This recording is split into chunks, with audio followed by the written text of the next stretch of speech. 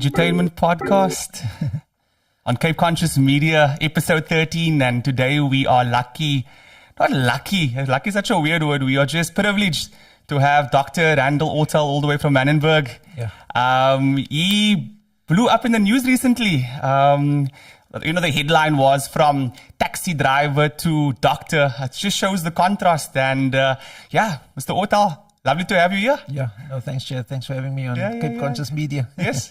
So how has it been since the news broke? Okay, I don't want to, we'll go back. But obviously the last couple of weeks have been a bit crazy. You've probably been on a lot of shows and the journalists are around you. How has that experience been? Yeah, it's been, I can almost say heartwarming. And I think it is overdue, especially for our community. We get publicity for all the wrong reasons. I always had this vision that, just put out good. Somebody will catch it and it will highlight the community in a different way. And to be honest, actually, when I come home and I'm around Manenberg, there's a different ambience. People are actually like, hey, cool, man, thanks. You're actually highlighting us. We didn't know this, etc., etc.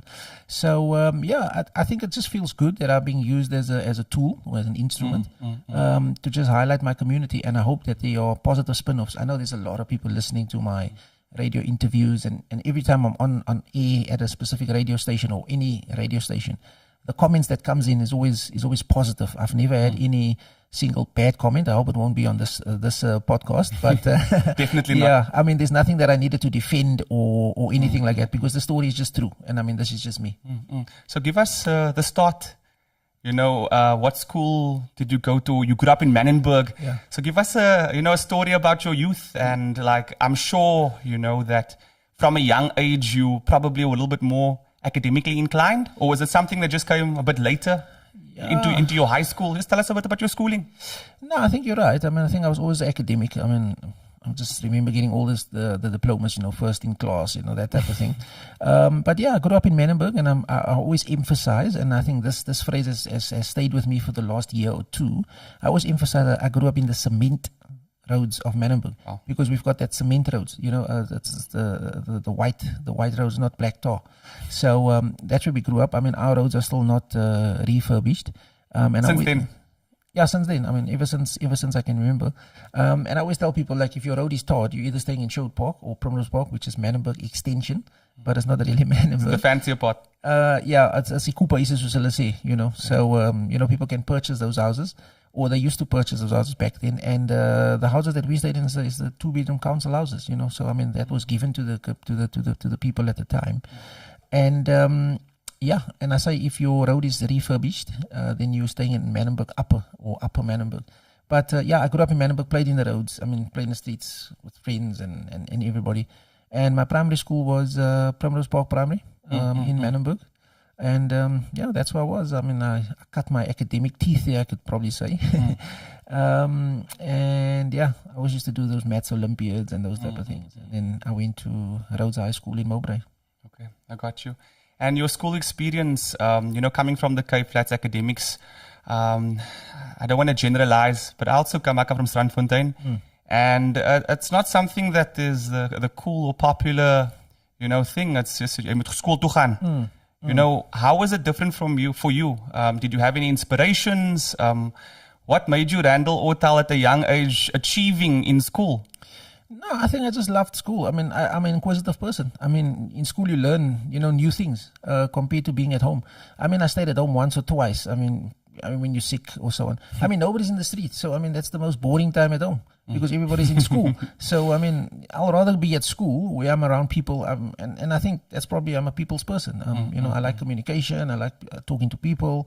I love being around people. And I just loved school. There's new things, especially mathematics and, the things that people say they hate. For me, problem solving is probably the best thing you can give to me. I almost thrive in difficult environments. And I remember somebody once told me, you like a lily, because a lily grows, in mud or what. The white sheep of the family. Yeah. Well, I won't say white. I'll maybe say off-colored. The off-colored sheep of the family, the fair ways. Or the colorful one, yeah. So, I just love engaging with things. I love new challenges. I like new things. So I think that's what kept me in school. I can probably count on my fingers how many times I was out of school. So yeah, that's it. Any shout outs there to some of the teachers that changed your life, teachers that inspired you? Because normally when we talk about, schools in the Cape Flats, it's overcrowded or there's a lot that's happening, and then there's gang violence, and during the holidays there's break-ins, and you hear a lot of negativity. But I think on the Cape Flats and in the townships, there's some of the best teachers, because to have to go into that environment and then still teach and give your all and know that what you're doing is going to change people's lives. It's real. Yeah. Tell us about a teacher, maybe a shout out to a teacher that inspired you. Give us a story. You want to start at primary school, or like No, both. Maybe one from primary school, one from high school. No, I think maybe I just got a good memory, but I mean the principal at Primrose Park Primary obviously stands out, Mr. Abrams. He was actually my dad's teacher as well, so that tells you the length of time that he's been at the school. And I mean, he was there since I was grade 1 up until grade 7. I mean, I think he only retired once I left the school, so he's probably been there for a couple of decades. So he obviously stands out as the principal, firm, strict. Parents knew him, so there was like a no-nonsense approach, man. It's like, kan nie vir hom sê nie. He knows you, and I mean, he knows where you come from. So, he stands out. I think that's just that authoritarian approach, where it's either black or white. There's no gray there. I think that also helped to structure me. And obviously the rest of the learners. I'm just thinking back now. So I remember my grade 1 teacher was Mrs. Daniels, if I remember correctly, Mrs. A. Daniels. I think she took us to grade 2 and probably grade 3. Because at that time, I'm not sure if that was a trend. I mean, the teacher starts out with you and then she takes you to the next. It's like a Waldorf vibe. Yeah, so I think she was grade 2 and grade 3. She was my teacher. And then grade 4, I remember, was Mrs. Samuels, Mrs. R. Samuels. And she actually stuck with us as well, if I'm not mistaken. Grade 4, grade 5, grade 6. And I think grade 7 is what I remember was Mrs. Dilo. So, I almost saw this trend that, that they stick with a class for, I think, a year or 2. I'm not sure if that was the trend at that time. Yeah, and that was my my primary school sort of career. I mean, obviously I brushed, I was in other teachers' classes for certain subjects and so forth, and, with kids and caretaker teachers and so forth. So, yeah, I just remember that. I think Primrose Park was great. I mean, we couldn't take chances because we stayed right across the school. So, where do you run to? You can only go home or somewhere. And the community, they pimp you now if you bump. Yeah, no, I mean, of course. It's actually, yeah, see, now that you're mentioning that, I mean, I was also part of the Scholar Patrol, so you got the zebra crossing. Me too. Yeah. So, and by the way, I was the captain, so I blew the whistle. Right. I was at Musenberg Primary. Yeah. And I was also on the Scholar Patrol. Yeah. So, I think if you were on the Scholar Patrol, I mean, you needed to be early. Because, I mean, you need to be there at 7 because the kids start coming at 7:15. And I think that's also where I was tested in terms of my my patience, because the kids that are late, the Scholar Patrol needs to leave at 8:05, and then you have to look down the street to see if there's any more kids coming. And they're the ones that run. And they're the ones that run with the Scholar Patrol. So, they man of wag for hulle ook, So you had to wait for them. So I just remember out of that now, I mean, there was my friend's grandmother stayed across the zebra crossing, Mrs. Page. I mean, she's late now. But, she was one of the ladies that would like, sy was 'n Afrikaanse auntie. So, sy ruk sommer 'n takkie, hulle pluk 'n tak. And then, that's when they whoop you. So, I mean, we couldn't misbehave even at the Scholar Patrol. Because that was right across her house. So, she would know that. What was the name? Mrs. Page. Yeah, Mrs. Page. If we have Mrs. Pages today, are there Mrs. Pages today? Or the ladies tegenvriet and you can't tell them anything? Because I think ladies are getting a rap now. It is. I mean, I've seen a lot of young people, and it's not the same anymore. I'm not saying that you can't hit anymore, because obviously that's not necessarily the best way of doing things. But in the back in the day, if you were out of line, the community stands, behind you. I think. Correct. I don't see as a very topical discussion. Yeah. But it's not the same today. Yeah. So you are right there, Chad. But I'll give a percentage to that. I'll maybe say like that's maybe 30%. In communities like Manenberg, I don't want to highlight gangsterism or anything like that, but there's a code of conduct. So, I mean, if some of the kids are spoken to, they can't if you valid only. Because I was even telling some of my colleagues at work, the margin for error in Manenberg is so small. If you say the wrong thing, you can be dead within the next minute. Because, what if somebody just stabs you or shoots you or something because you said the wrong thing? There's no reasoning sometimes. So you got to be on point. So you got to decide, either you're going to be steekgevriet, or you're going to ride the wave out, or you're gonna do conflict management. Sure. So when I look at the kids, I mean, sometimes, like for instance, me, okay, maybe they hold me in high regard, but I mean, I've seen other kids in the street as well. If somebody talks to you and you don't listen, in the sense from ek gaat vir jou, you know, you can immediately see there's that, because hy weet hy's al 'n pakkery, of wie even die pad gaan vir 'n pakkie, and then the parents will sort it out afterwards. But I mean, we still have that. I don't know who specifically is driving it, but there's still that sort of culture here and there that, you know, it takes the street to raise the child. Parents are working. So in a way, I look at the positives in my community. There's still that protection. I mean, nobody's going to come in just to Manenberg and do what they want to. It's people from there. I'm scared to go, Brian. I'm a colored guy. And I mean, that's protective for us. That's protective. So I always boast and I say I've got my own private security. People ask me, which company do you use? I'm like, no, it's a resident that stays there. Because nobody just comes in. And if people come in there and they say, hey, ek soek vir Doc, they're going to call me and say, hey, Doc, is iemand wat jy soek, man. And if I come there? Well, I mean, I must obviously give them a heads up, man. Okay, I got you. So there is a proper code of conduct still? Well, I mean, if it's somebody that comes in there that's not really, you know, from there, I mean, they're gonna look at you. You're gonna get a look or two, and I mean, if you ice block, you're gonna melt. Oh, it's real. Well, they won't attack you or anything, Yes, but I mean, it's the environment will be hostile if you're not used to it. So I mean, once they've seen you there once or twice, I mean, you'll feel a bit comfortable. And I'm not saying that to scare people. Yes, it is just the dynamics of the community. Unfortunately, I mean. So it depends how you want to use it. I wanted to ask you, I know this is also another topical topic, but it's nice to talk about it. Just to give people a feel, man. Are gangsters bad people? Sure. Because see, that sounds like a rhetorical question, right? Yes, there's gangsters. But it seems like when I speak to a lot of people, I think there's two sides to every person. I mean, I'm not saying give me the good side. I'm just asking you as someone from the area who has succeeded in life, who is succeeding in life, because I'm sure you're going to achieve much more in your life. Yeah. What is your take on it as an educated person? Again, I just wanted to say it's. I mean, you just summarized that it's a 50-50 probability. I mean, in my view, gangsters don't show their bad side to people. I mean, it's an organization, it's a movement that they belong to. So I mean, they know what they are doing in their particular space. I think when they're out in the general public, I mean, it's a normal human being. So I think what I won't say sugarcoats it for me, but I mean, I'm a doctor. I get taught ethics. I mean, you don't look at somebody like in a prejudiced way. So I mean, that guy also has a heart. He's got 2 eyes. He's got 2 ears. He's got 1 nose, or you know, he's got anatomy that makes him one with the next human being. So of course they are bad if there's gang violence and they're shooting and so forth. Because I mean you can get hit in the crossfire. I mean the bullet doesn't Stop. Say that okay, that's Chad coming there. Let me turn the corner or something. You know, sorry afterwards. Once you're gone, it's obviously too late.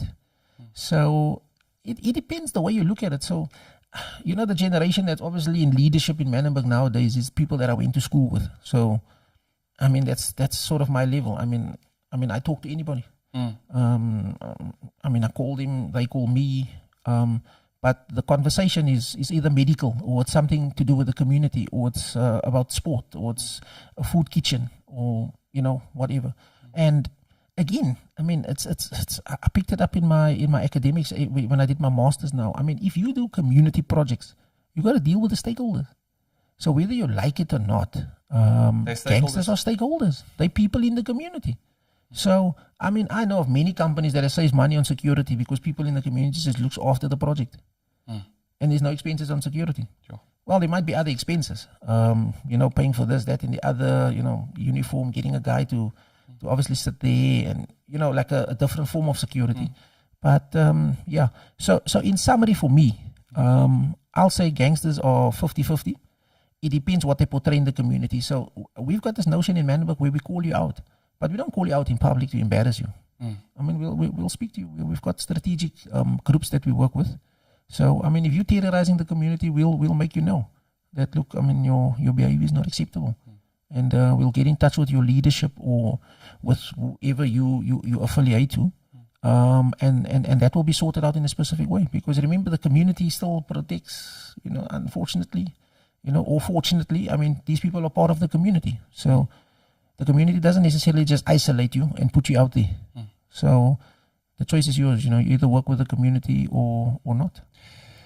There's a certain behavioral pattern or a certain temperament, a certain energy that when I see a lot of gangsters that they have, obviously street smart, very aware of what's happening around them, watching their backs, a little bit entrepreneurial, and also a lot of people or younger people look up to them, especially the very young ones.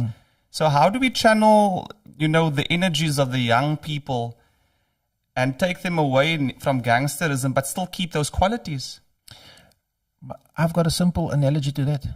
Just put out more good. More good.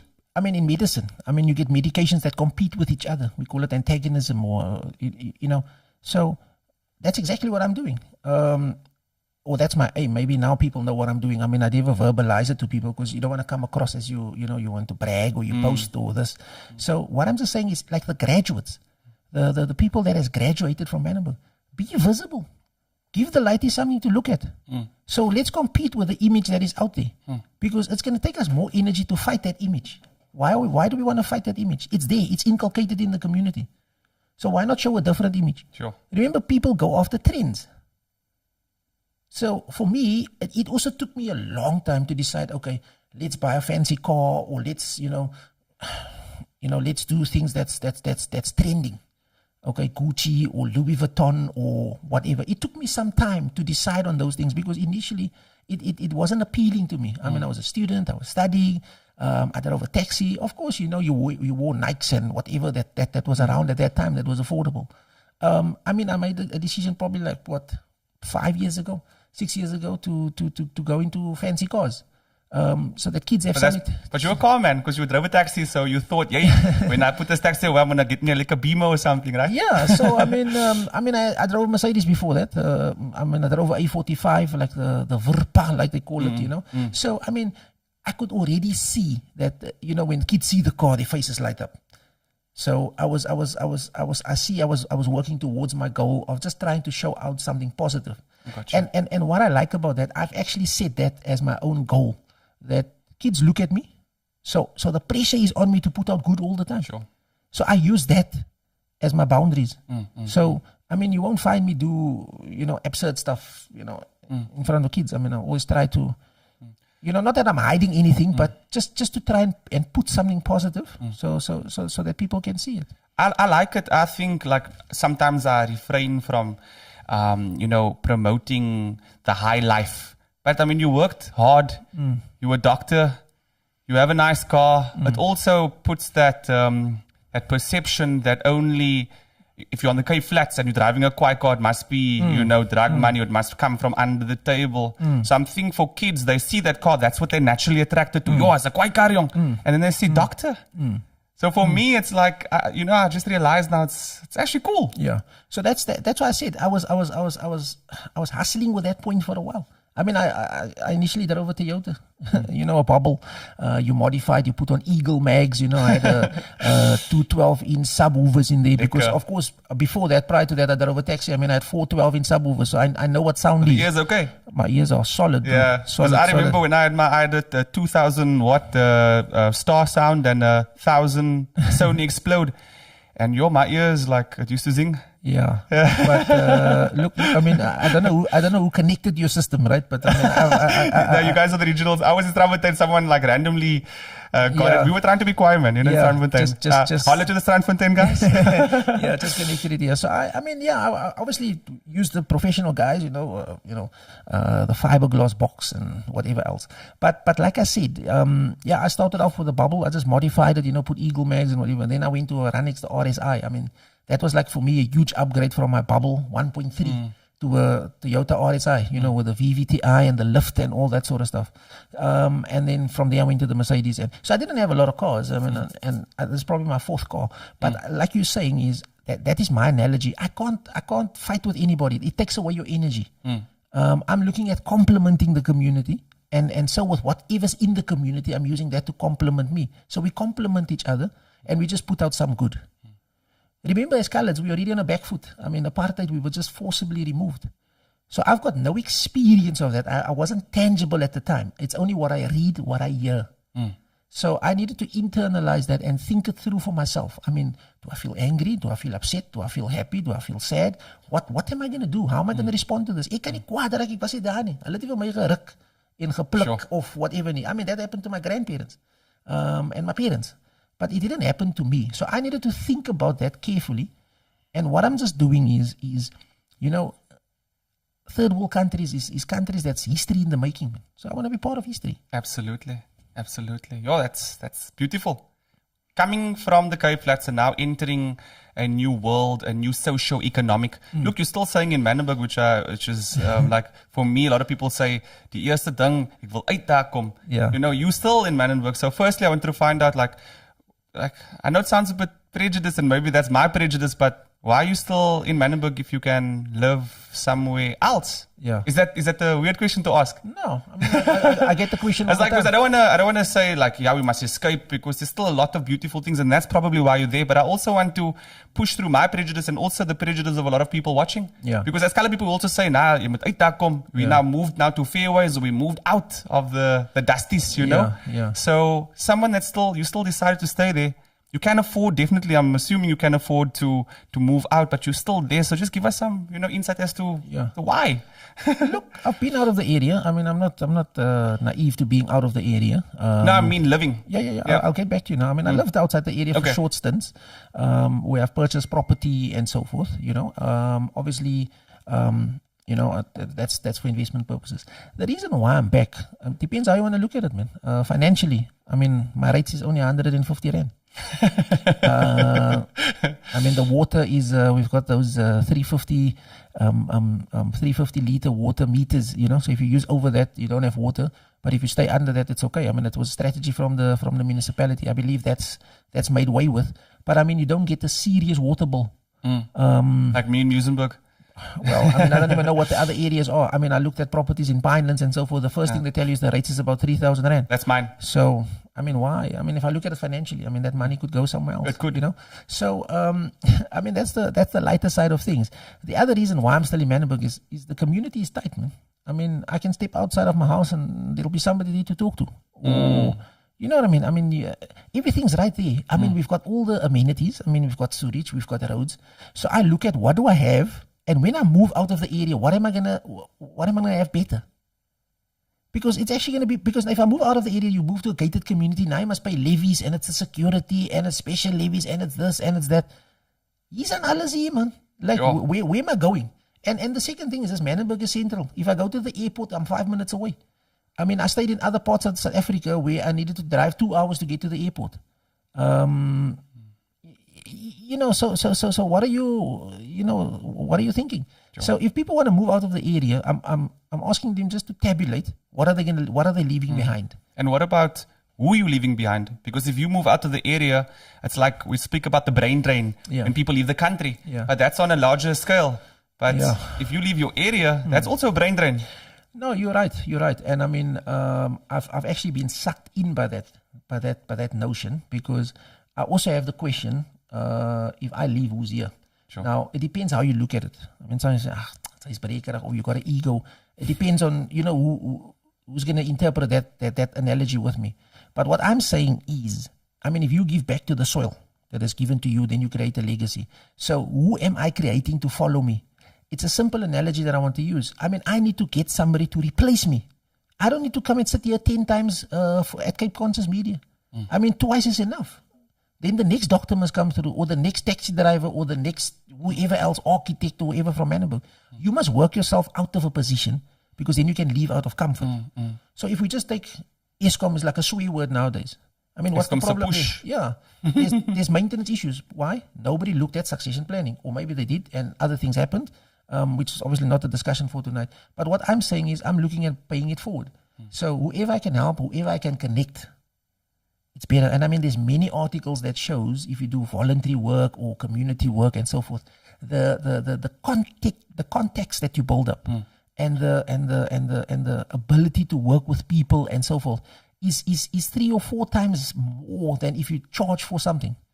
Because people, if you charge for something, people will say, okay, let's demand betal in my movement. Human capital, I call it. Whatever, yeah. I human mean, capital. us, Nantal, we deal in human capital. Yeah. That's for me, it's the best because I just started a school. I have a school in Muizenberg called the Futurist Academy of Cape Town. Okay. And we do a hybrid classroom. Okay. And a hybrid classroom is basically, it's in person, but we take the best of what's online. Okay. And they're always online. So we're using tech during class, and the people are taking to it, because it has that community feel, because there's education. And what I do, I'm just the catalyst. So I take what's online and then I make it use case. Okay. And give it a localized feel. But we have lecturers from all around the world. Okay. So they also tap into the universal consciousness, not the Okay. universal, the global consciousness. The global So consciousness, they're just yeah. working, and my goal is and I'm thinking while you're speaking, I'm thinking, hey, Mr. Ortel. So I'll manifest it on the show. Yeah. My goal is to get it in the next 5 years to at least 10 areas across the Cape Flats and the township. My next area is Strandfontein. I think number 6 is your side. Okay. No. 6, 7, but that would be in the next 5 years. And it's a simple concept. I can set up a hybrid classroom. We can set it up for probably about 40 grand. We have the qualified, you spoke about the graduates in the area. They go into a teacher's training course where we just assist them with the online facilitation. And then I have about 800 courses. And if you're an NPC, NPO, with the international educational institutions, you can get those courses for free. There's no reason why there shouldn't be open source education. There's no reason to send our lighties to Damelin and all these other institutions and pay 50 to 70,000 rand a year. And no offense to those institutions, but I think that education model's dead because we need our kids to be educated at the end of the day. For me, that is the bottom line. And everyone who stands in the way, I'm going to come up with a solution. Yeah. And I think that is, it's something mutual. Yeah. Education. What is it? What's your take on it? What's your current take on it? Yeah. So for me, again, I'll go on what our late president said, Mr. Nelson Mandela. Education is the best weapon in this world. And I've seen it firsthand. Because if I drop my CV, I don't have to give a motivation to the person. Man. Ja, my bro, maak away, man. Hi. Get the stuff ethically, legally correct. Educate yourself, drop your CV and leave. If it's meant for you, they'll call you.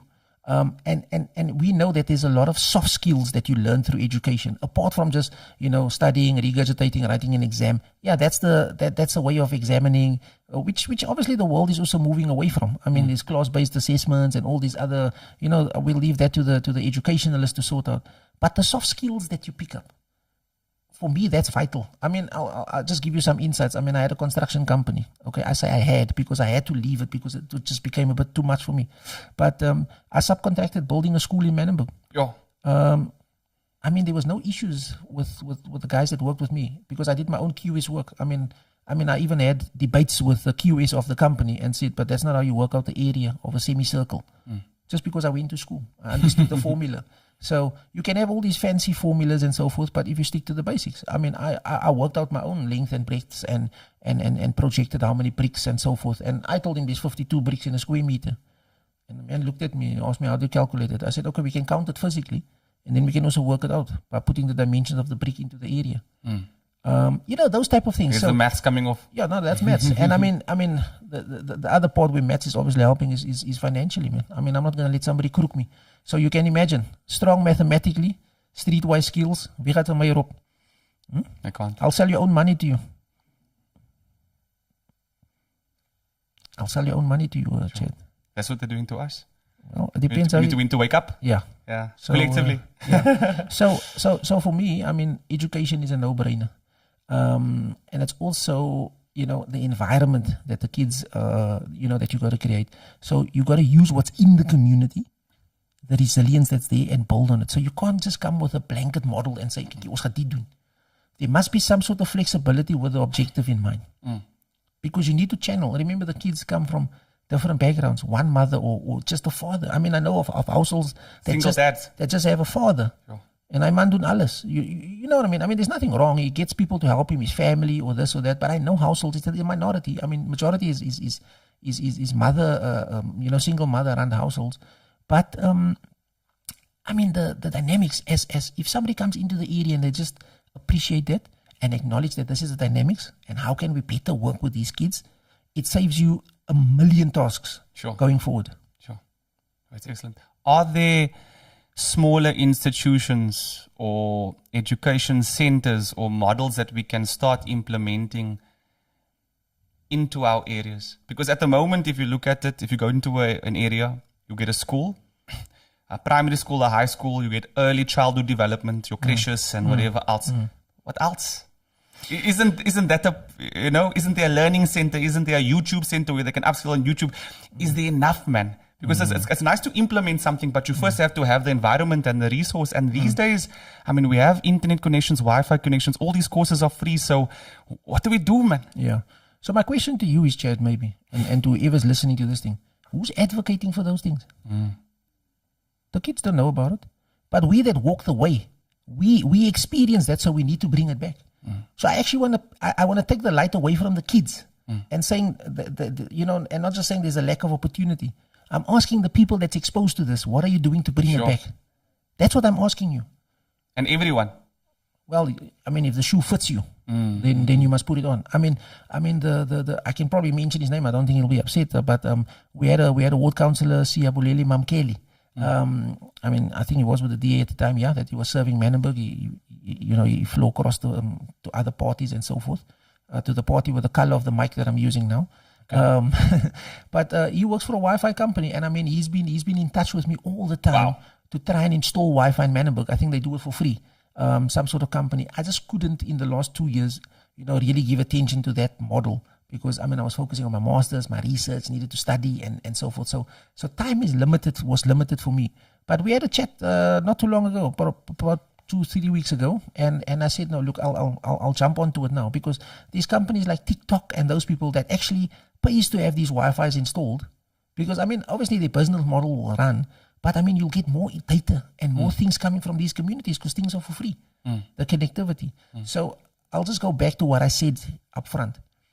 You can only, whatever you want to see, or whatever you're expecting to see, what are you doing to see that? That's all I'm asking. Sure. I think we need a couple of minutes of silence there. Well, just for the viewers to just take that in, everyone at home, just please take that in, feel that if the shoe fits you, if there's something that you can do, you can get involved. To make a difference in one person's life, for me, in a sense, is enough, especially those who have the qualifications, those who are educated in inverted commas. And for those who feel that they're not educated, I think there's also something called the art of asking. Do people know how to ask? Because if you're applying for, you're applying for funding, you have to ask. If you're writing a proposal, you're asking. Everything is asking. Do we know how to ask? So I'm going to answer for myself. Okay. I'm going to say no, because even before when I studied and so forth, I also battled with research, because research is putting questions out there and asking questions and finding answers and so forth.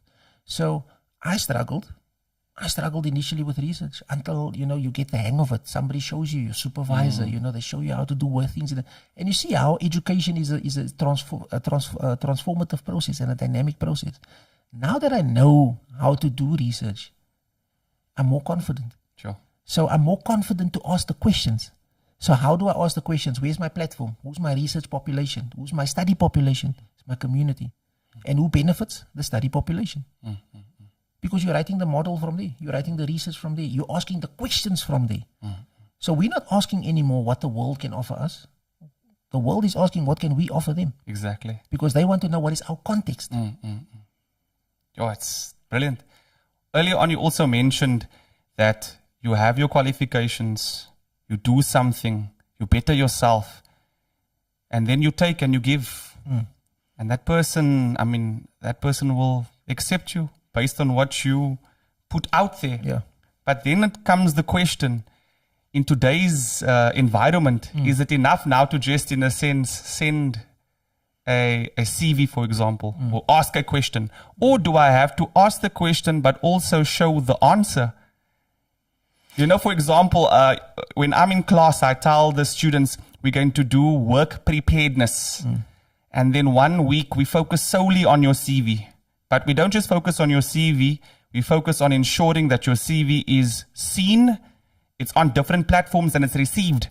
And also in that CV, that you are not just telling the person about who you are. You telling them what you can offer them. You understand the receiver.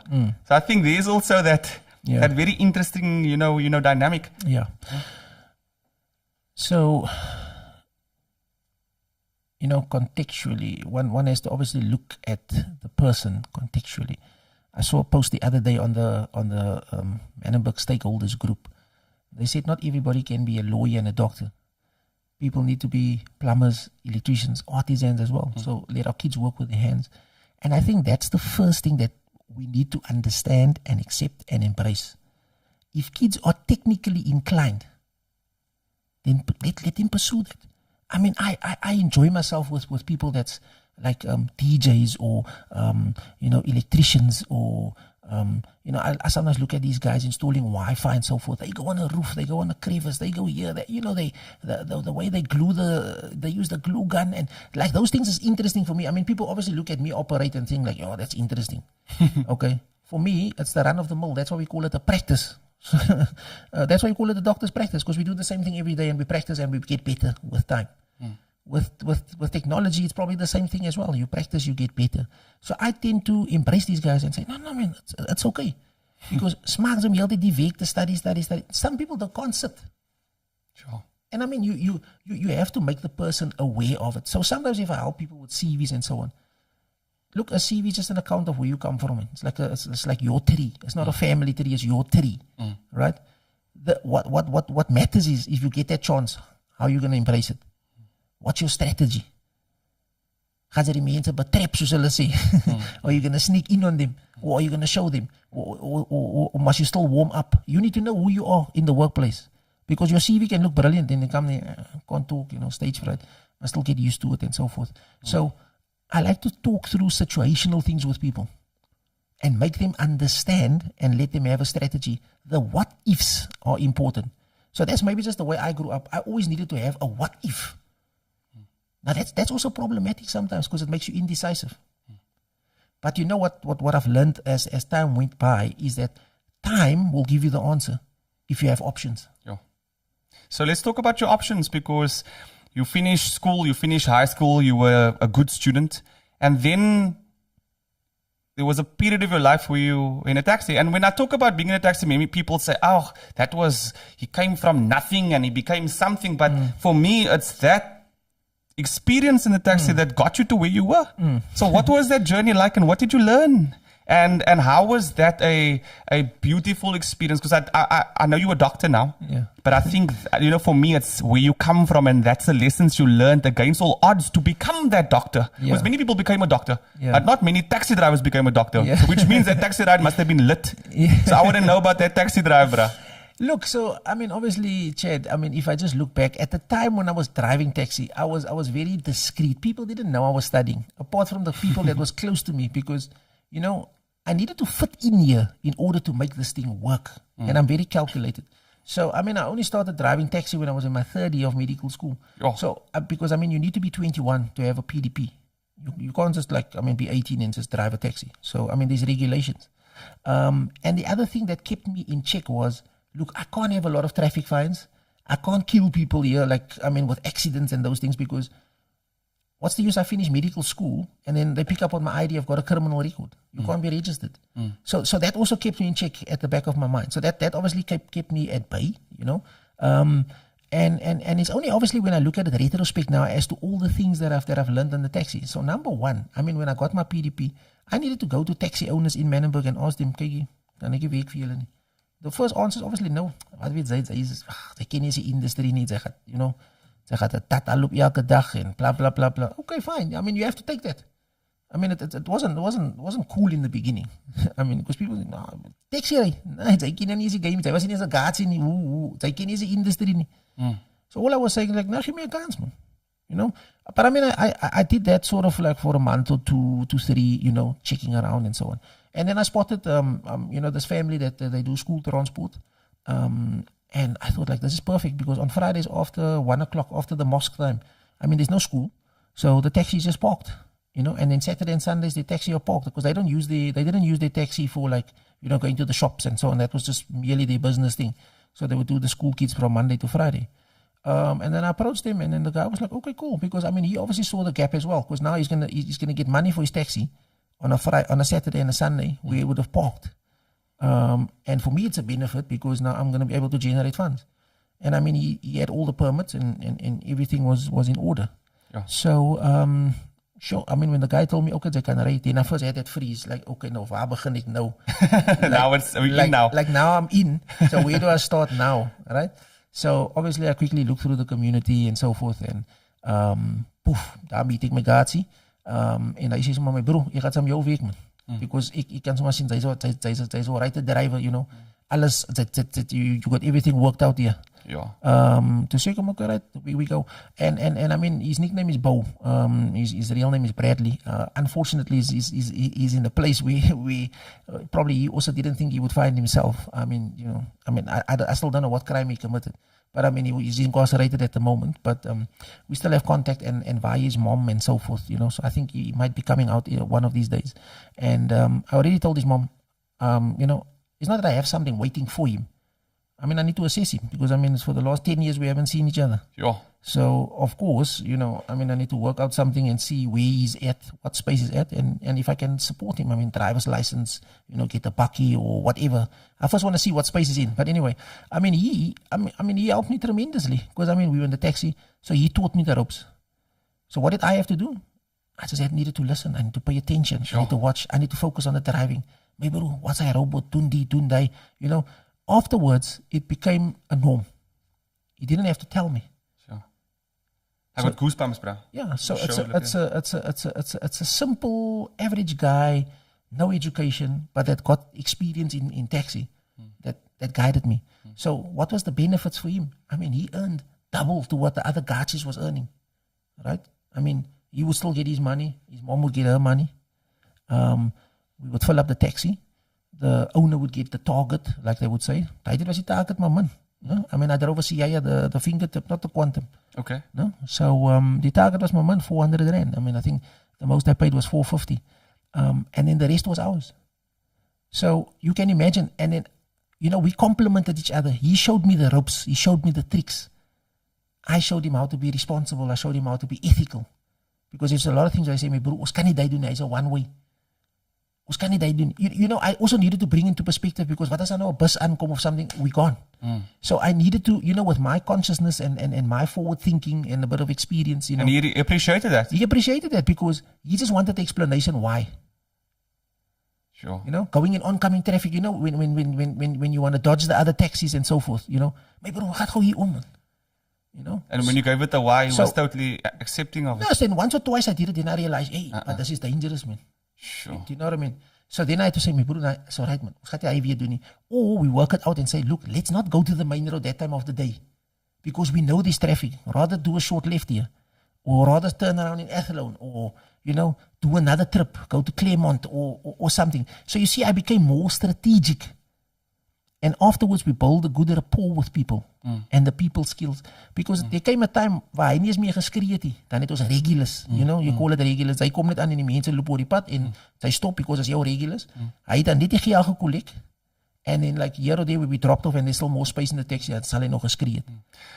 Sure. Just, I'm going to ask you maybe to just send him a quick message because I'm going to ask Randall to cut it. We're going to cut it liquor and then I'm going to try to get it sent to him because this is going to make him feel good, man. And I hope when he does come out, I know when he comes out, you know, you guys are going to reconnect and he's going to go on the straight and narrow. And that there was, that his time is done and there's a new life waiting for him, man. So maybe, you know, his driver, you know, his bra, send him a quick, like maybe a shout out and then I will get it sent to him. Yeah. Nee, ja, Bo. You know, wat kan ek sê, my bro? Sy het begin saam met my van die begin af. Sy het my die ropes gewys. We did this thing together. He understands English. He's sharp. He's sharp. He's a very sharp guy. Ja, en soos ek sê, sy weet hoekom sy daar is, waar sy nou vir jou self, you know, vandag begin. Sy doen obviously goed om jouself te defend en te protect en sovoorts. Maar, allemaal die limelight wat ek nou kry, you know, het het hand in die hele ding. En soos ek jou maar gesê het is, you know, as jy uitkom, we will assess the situation. You at a place now where you need to be rehabilitated. So het hang af van jou of hoe jy daar gaan uitkom. So if you come out, I'm willing to give you the opportunity. I'm willing to give you the chance. So ek weet nie wat in jou gedagtes is nou nie. I don't know what's in your thoughts. Wat beplan jy het jy uitkom nie, hoe het jy 'n ding wil doen nie. But I think you have enough time to write your business plan, if I call it that way. So as jy uitkom en jy kan vir my sê waaroor die ding gaan, and we can see how we support you. So dis dedicated aan jou. Daar is nog altyd mense wat my kry. En dan veral my broer, waar's Bou? Waar's jou gatsie? Because the thing is this, we didn't just do the daily Manenberg to town and town to Manenberg. We also did special trips. Boxing Day, Christmas, die mense gaat beach toe. You know, ons het 'n system in die taxi. We had school kids, klopse, die day. So whoever saw me, saw him. Because we had this motto of sunrise to sunset. You know, hy was 'n man wat vir my gesê het, my broer, jy kan nie 7 o'clock begin op 'n Saterdag nie. 5:20 is op die pad. You know, when the sun comes out, 5 o'clock, that first trip, you know, the early bird catches the early worm. So already in the clear for... if we start at 5 o'clock in the morning, by 7 o'clock we got the target. Sure. So ons ry nog net die next 2 trippers vir die petrol vir die dag en dan die anders is vir ons. So it depends how you push it. So like I said, I mean, this message is going to him. So Bou, jy weet wat het ons deur gegaan, man. You know, we were lucky. We didn't have too many bad times. We only had good times. We met good people. And you know, life is about second chances. So as jy uitkom en jy het 'n plan en jy weet wat jy wil doen, I'm happy to support you, bro. Sure, Bou. Blessings, bro. And that, like, you were looking this way as well. Like, I think everyone that heard that out there could feel Bou, his spirit, his energy. You know, I feel connected. Yeah. And I just wanted to say thank you for that, man. Yeah. And this is what make podcasting so fun, man. It's like a conscious vibe. You can't do this in a news article. Yeah, you can't. You know, these topics, even the way in which I could ask you about the taxi story was because of the build-up before. So I really I love this platform, and I'm super happy you're here. Yeah. Yeah, man. With regards to your personal life, tell us a bit about your family, like your mommy's boy, daddy's boy, like your kiddos, just your immediate family. What's your relationship with him like? Yeah, so I mean, I'm still blessed to have mom and dad around, and I've got a brother. So what else is there? I've got a daughter as well. She just turned 5 2 days. 2 days ago, the 15th of January. Nice. She just turned 5. So that's my immediate family. My brother's an accountant, so of course he's younger than me. What's your age? Me, I'm 37. 37. Yeah, but I want to say there's no more birthdays after this. I don't want to get older. Yeah, because you're growing younger, man. We're all growing younger. So that's the thing. I mean, I must just manifest it more. You know, I must just come across more. But also make the decisions to make you grow younger, because now we're in the time of technology. Yes. We're in the time of like longevity is the real thing. Yes. Most funding. Yes. I'm talking under correction. Actually, most funding is going into longevity now. Because people with money, then they can't die with their money. Everyone say, now you can't go to the coffin, but the people now who have the money, they just want to live longer. Yeah. You know, so there is a lot of science out there, just basic science. Like for me, for example, I'll give you a tip. You're a doctor, but I'll give you, because I call myself, I got a brand called Dr. Falafel. Okay. Because I was 19 years old. I was plant-based at the time. Okay. I was living in Manenberg and there wasn't a lot of plant-based options. Okay. And I used to go to this place called Yofi Falafel. Okay. And the guy that used to work for me, I don't say for me, with me, his name was Phil. And he used to do like cleaning and gardening. And then I said 2 hours a day, you can do whatever you want to, but it must be beneficial to you and the house. So he said, okay, I'm going to make food, because then he can also eat and then I can also eat. So he went onto YouTube and he made a chickpea burger with 20 ingredients we called it Dr. Falafel, because this was a Dr. Phil. Yes. And falafel is, chickpea base. And Dr. Falafel was now, it was on Uber Eats and Mr. D. We had 6 members of staff. We had a full restaurant. Sure. And we weren't even entrepreneurs, you know. Yeah. So nutrition was always something that I was passionate about, because I believe that if you eat well, then you don't have to go to the doctor. Yeah, no, that's like good. an apple a day makes a doctor, apple a day? Yeah, Is it the term? keeps the doctor keeps away. The doctor away. Yeah. So for me, preventative and nutrition is something, that I can't even say it's a color thing. I think all of us are struggling with it. I think now we are Monsanto's testing ground with regards to genetically modified foods. Over 90% of our grains are genetically modified, which means it doesn't grow in normal soil, or there's a process that, so the nutrition is a huge, huge, huge issue. So my tip, getting back to my tip, I tell people these days, eat microgreens. I got a guy on the show, his name is Cody, and he came to just talk about microgreens. Okay. And microgreens has between 4 and 40 times more nutrition than its full-grown plant. Because it's in its baby phase. And also the beauty of it, you can grow it at home, and every 3 days it pops out. You know, so if you can just add, I call it fortified foods. So eat, because I know people are not going to stop eating their chicken and their pap and their bread and whatever else. So all I'm saying is that don't stop eating things. Start eating things. Add their microgreens in. Create fortified foods. Yeah. We didn't even talk about you being a doctor. What's your take on that, number one? And then number two, what is your tip to people, you know, as a doctor to be healthy, man? Because then we can live long. So, the one thing I want to acknowledge is that doctors don't know everything, right? And the things that you're talking about now, obviously, you know, triggers me, or this is the way I think. I mean, the world is diverse. So I look at other people's things. So obviously I'll go and look at this micro plants and all that stuff. The one thought that just came to mind is, if it's that nutritious, don't it make you fat? Because it's anabolic, it's build-up. It's alive. It's a live food, and also it's a little food. So the idea is to not eat a lot of food that doesn't have a lot of nutrition. Okay. Eat small amount of food that have a lot of nutrition, but also don't eat it in its normal form. Add it to food so you can amplify your other foods. Then you're also eating lekker, but at the same time you're jamming it with nutrition. So I'm trying to find that middle. Yeah. You know, because I do know a lot of people who are chowing the super healthy things, but it's a bit overload. You can also you can be overnourished, which is not necessarily good for you. So is that what you're talking about? So if you think about it, this is the way I think about life.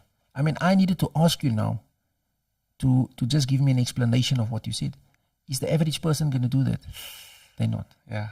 So that's what we are faced with in our society today. So I'm a family physician. I'm a family medicine specialist, and the algorithm that I work on is health education. You promote it, and you tell people what it will prevent. Okay, so that's the space that I like to work in. I mean, I don't mind to see a patient that comes, they got gangrene of the foot and we do amputation. I don't mind that, because there's some sort of adrenaline that goes through us, like, because a doctor, cut off your foot and make you better and blah, blah, blah, blah. But what led to that guy getting there, or what led to that lady getting there? That's the space that I want to operate in. Sure. So now I really dive into the context and the psyche of people. Because if I ask them why, like a child. Like a child. Either people say, "Hey, die dokters are nodig, man." Now I explain to them, means ek is onnodig. You need to know what you're doing. You need to know what you're doing, because you must be in charge of yourself. Sure. So it depends on, the clientele in front of me, how far you push them or not.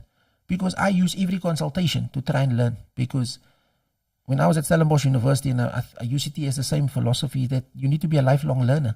Even if you do IT nowadays, you must. Technology changes all the time. So you can't say, ek het A+, N+ boek klaar gelees, man. Nothing's going to change. Daar is meer LAN cables, there's no Wi-Fi.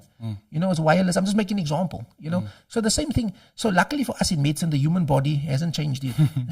Okay, we modify it, but I mean, when it comes out in its proper form, there's still the components that we learnt about in the textbook. It's just changing. So coming back to the people, my pitch is, let's prevent the stuff. We've got loads of data to show what is bad and what does it cause, right? So in Manenberg, I've got first-hand experience. I walked past a 16-year-old boy 2 days ago. Hulle roek mos elke dag dagga. Is mos kwaai. Hulle is hulle vriende. They smoke now. It's cool. Hulle roek dagga. Hulle oë is goudgeel en then I look at them, I say, "Ja, bro, kyk hoe lyk jou tande." You're not even like worried about your self-image. He walks past me. He coughs. It's a wet cough. I can hear it. So it's that mucus, that phlegm, that disease there, no? So I don't want to nauseate people now, but I mean, he brings out the phlegm and he lets it out obviously on the sidewalk, no? And it's bloodstained. For me, what is that? That's TB. Number one, because your immune system is down. And your CD4C count? Well, I mean, I don't know if it's HIV positive. No, because normally CD4C count is low because of your immunity has broken down. And that's normally because of your it's a lot, very much diet related. I don't want to go into that topic now. Okay. But I know Okay. a lot of people also who tested HIV positive because of their CD4C, because of their immunity. And then when they've Built got that up immunity, again, yeah. that it's another test, but then they're negative. So what I'm saying is here's the question. A lot of the diseases that have been diagnosed, do you think, do you think it's a misdiagnosis? Do you think a lot of our disease that we actually have is because of our lifestyles, Yeah. mentally, physically, psychologically? Correct. And that if we push through that and reverse that we can actually reverse disease? Yeah. That's a bit of a loaded question. Well, it's a simple answer. Yes. I agree with you Oh, 100%. blessings, doctor. Lifestyle.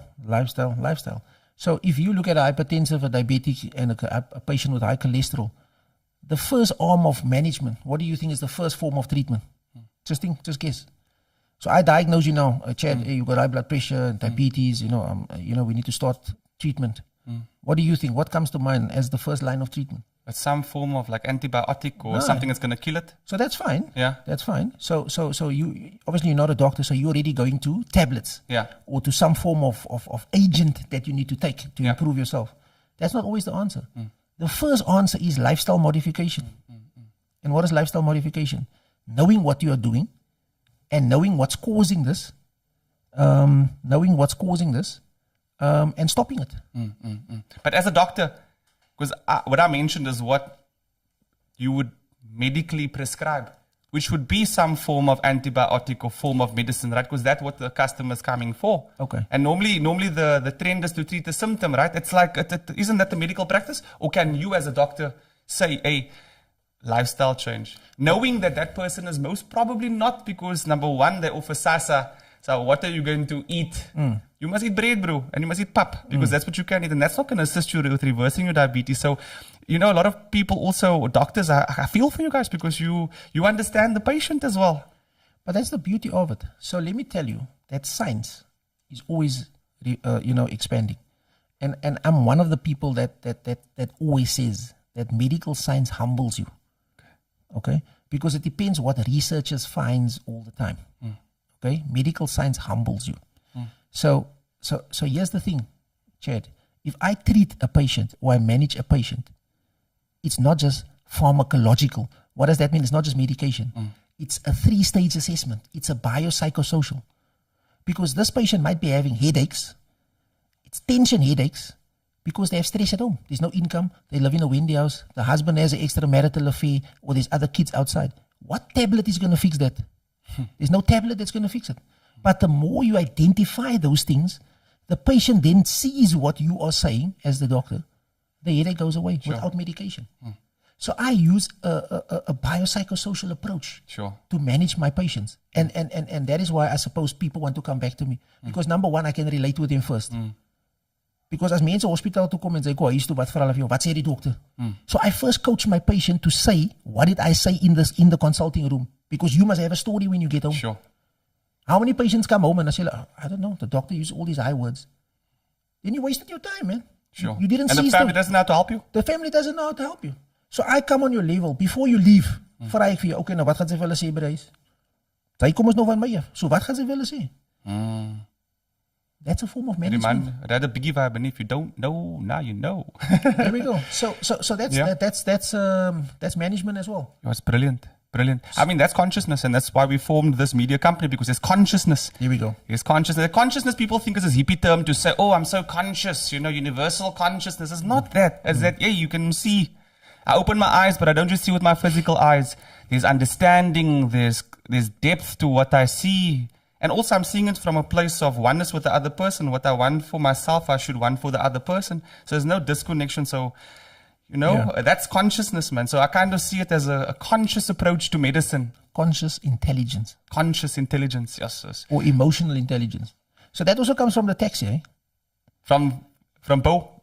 Well, not necessarily from him, but from my time in the taxi. Okay. Because, I mean, it depends how you approach people. So if you have somebody that don't want to pay in the taxi, how do you approach that? Yeah. You get the people. Of course. You just say no. No, ek wil nie betaal nie. Will you betalen? So you need to have approaches to that. You need to have approaches to people that ask you, hey, can you drop me in front of my house? Or can you drop me at work because I can't walk over the field? They're going to rob me. Can you stop here? It's a red line. I mean, this is the only passage I have as a pedestrian. Sure.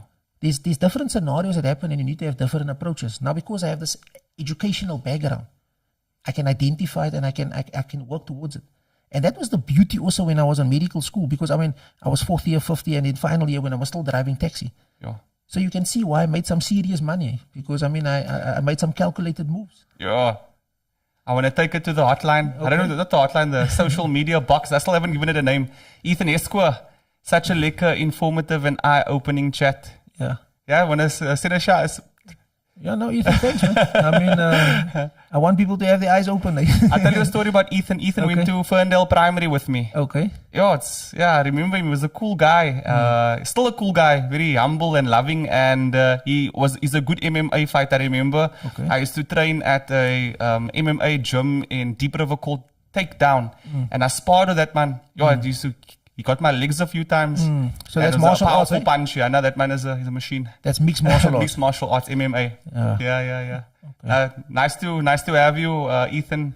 Welcome to Cape Conscious Media, bro, and thank you so much for sending us a shout out there. Yeah. We're coming towards the end now. Anything we're missing, or any form of inspiration that you also would like to share? What are you working on now?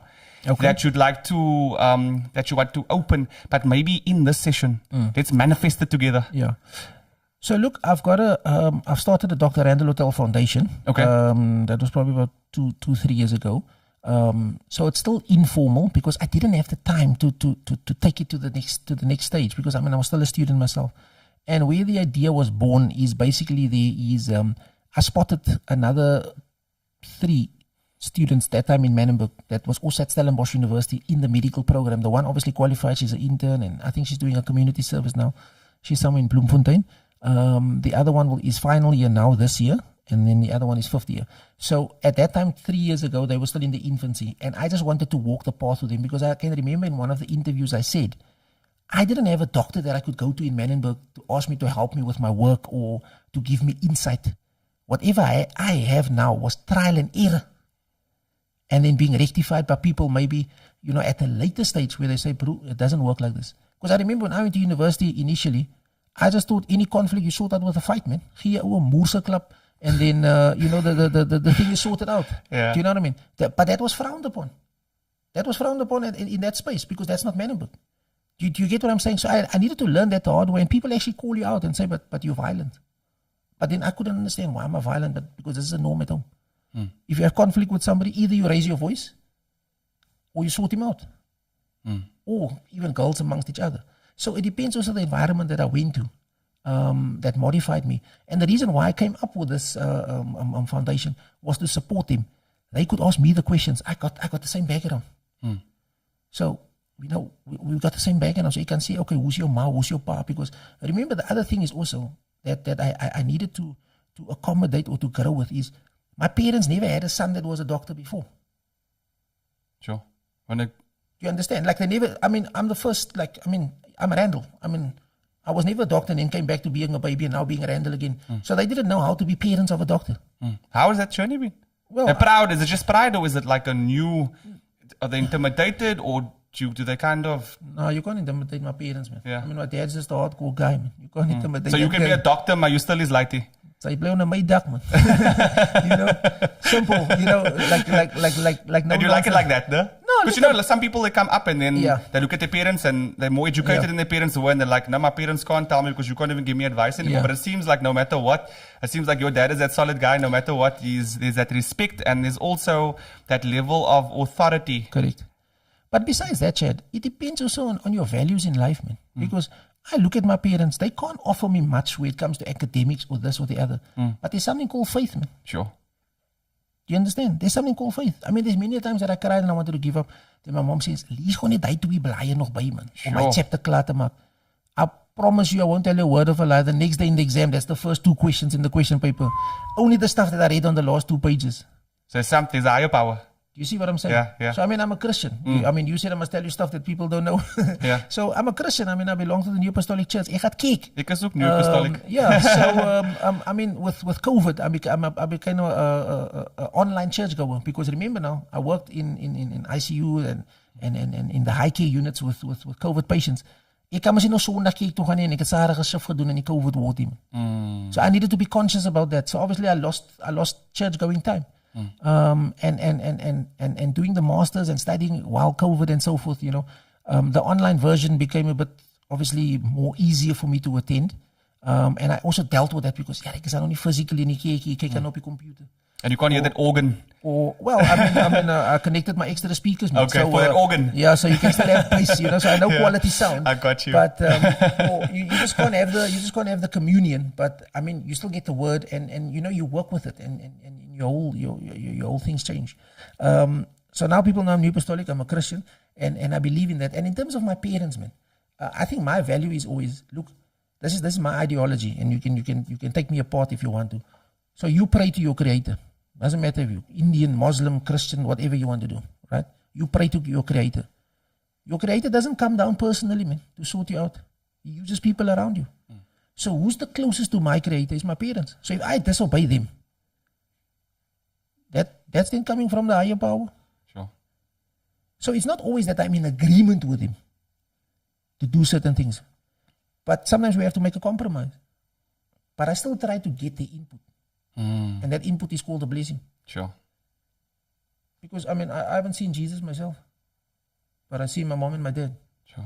Or my brother or my grandparents. I see them.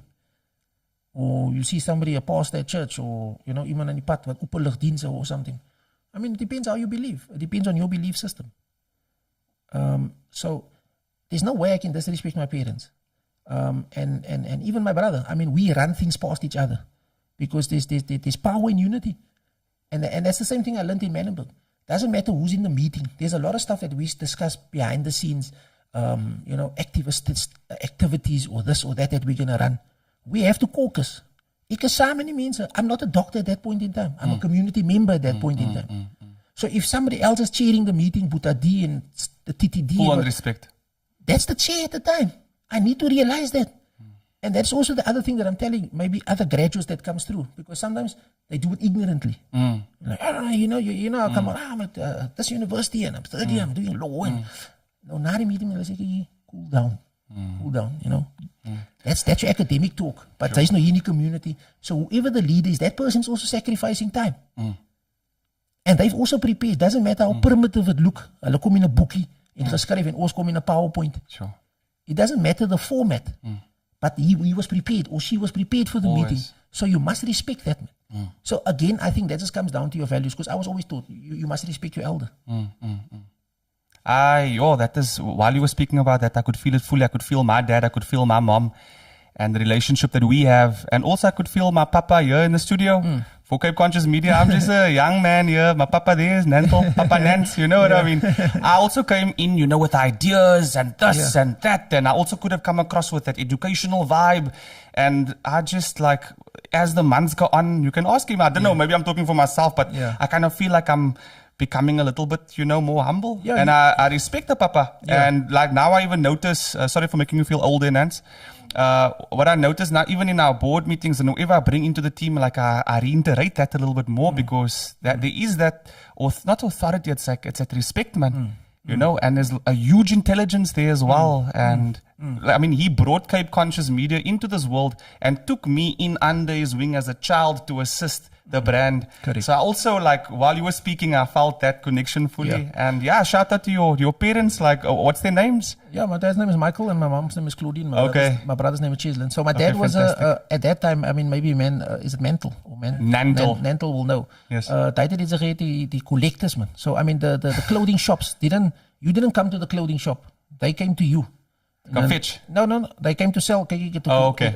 You're selling clothes and this and the other. But my dad did it for a company, and then, Fridays they would go and collect the money from the people. They didn't wait for the people to come to them. Or they won't come. or deposit the money or EFT or whatever. That time it was obviously working with cash and receipt books and so forth. So my dad was well known in the community. I mean, he went to school there as well. And there's something I want to say to you, Chad, and maybe to the viewers or the listeners or however you call it. An instinct. Yeah? I mean, there was this brand when we were growing up. I don't know how old you are, but the instinct, brille and sweater and whatever. So how does a bird know to build the same nest as the mom or the dad? It's an instinct. It's an inborn memory. The definition of an instinct is an inborn memory. So sometimes you go to a place and you feel uncomfortable.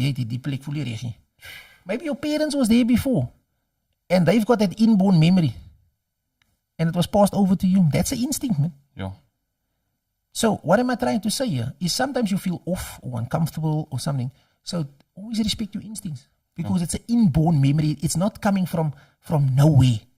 Somebody must have experienced that before, whether it is in person or whether it's by seeing it on TV or something. Like, you're not just going to walk over an open field at night and you can't see the path all the way, because what's the potential? You can get hijacked, you can get shot, somebody can stab you, you don't even know what it is, it's dark. So are you going to take that chance? No, you're not. So why do people, when they're intoxicated, take that chance? Because they're suppressing the instincts. It's the other spirit. So that's the bad part of substance abuse. You are suppressing your protective mechanisms. Do you say that can also be because, as you said earlier, that lighters were rooking the dacha, and I mean, people ask me, organize some ganja there, where are ya? And whatever else, and it's just like a ganja thing, and I'm like, no. This is not just a ganja thing. Ganja, for me, it's, people say it's the holy herb. I'm not going to speak against the holy herb because some people use it for that purposes. But anything, that in a sense is abused, or if that is the only thing, there's other herbs as well. I have buchu and cancer bush, and so I think with regards to marijuana now, it has this popular thing where everyone just think it's a free for all, and they think it's not a substance that cannot be abused. As a doctor, is it a substance, number one, if it's abused? Is it a substance? Is it a substance if it's abused? Because it's a plant, right? And it's good for you. Yeah. But if it's abused, normally we talk about substance. It's maybe I'm asking the question wrong, but can it be abused? Anything can be abused. Okay. I mean, even friendship can be abused. So anything can be abused. So what I always come down to is, what is a safe dose in anything you do? I mean, when is podcasting too much? Okay. So this can also be abused. I mean, and in other facets of your life is in deficit because there's elke aan by die mic. Sure.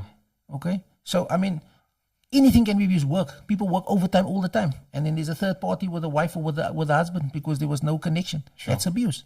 So to come down to marijuana, it's been tested, medical science and so forth. I don't have the latest research, but it's used for pain control and all sorts of things. But why is it effective? Because the dose was researched. Sure. People must understand that, man. It's the dose for what it's treating It's it for. the dose for what it's treating it for. And being receptive to it, right? Correct. Okay. And it's how the body responds. I mean, even if you want to talk about the vaccine or so, I mean, there was a specific dose. It just depends on what you want to speak. What is good for you? You now said that plants.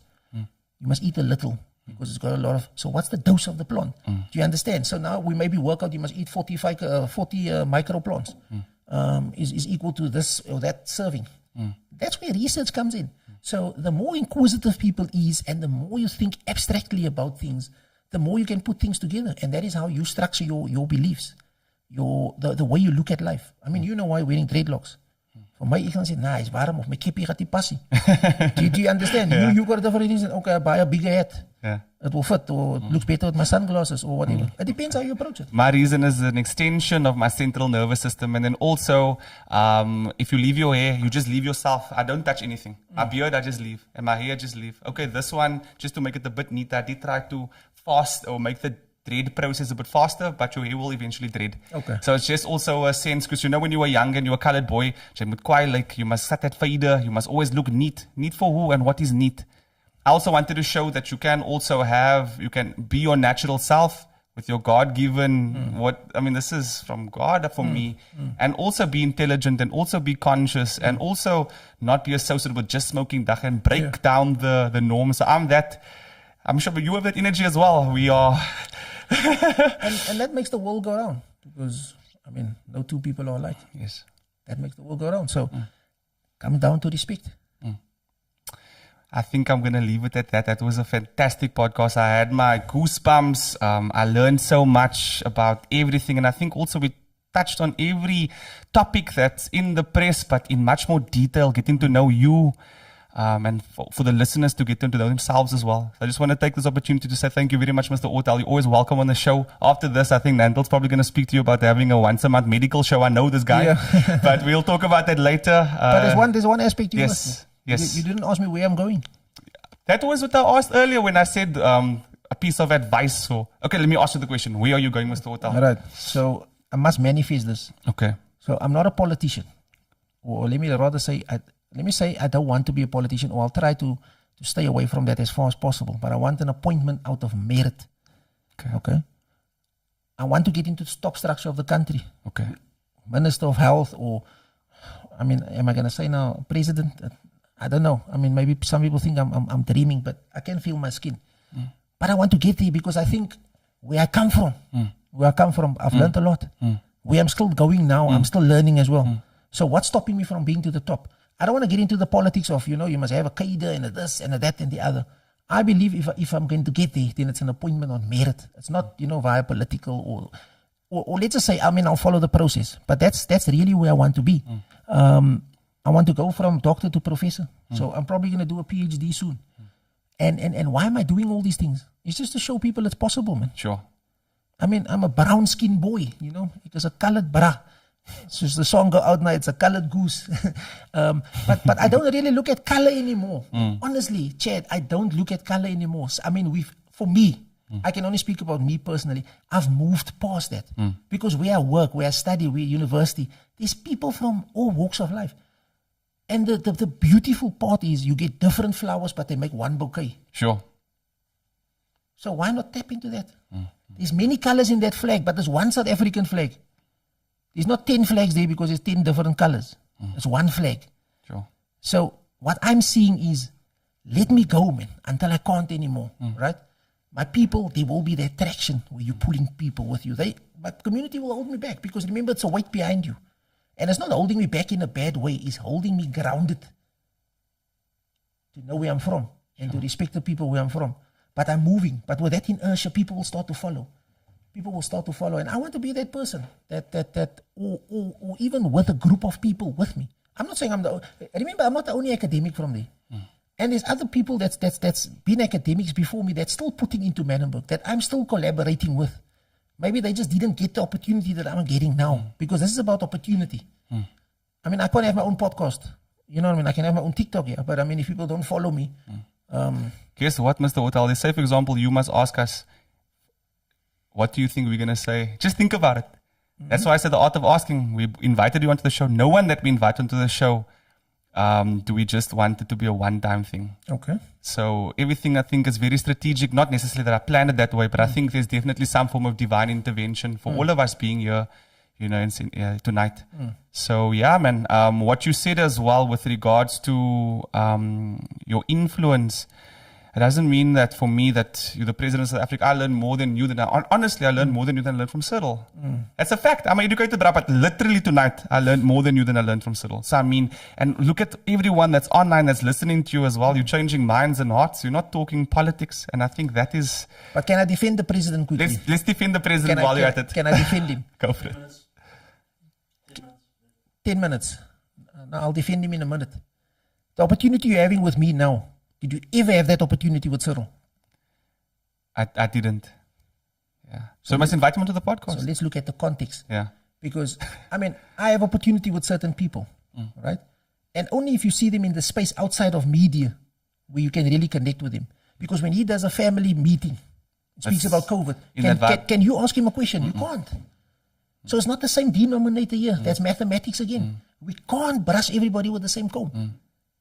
So if, let's say, you must have this opportunity with Cyril now, maybe you'll have a different view. Or maybe you would learn something new. So that's why I always look at things into perspective. And I've got this value. Respect the man is there now, man. Right? You can have your view. You can write your protest, you can analyze, you can do this and whatever. And if somebody is wrong, I'm gonna call you out. Remember, I still come from the era of Manenberg. I say, "Vullis aanvang, ons haal jou uit."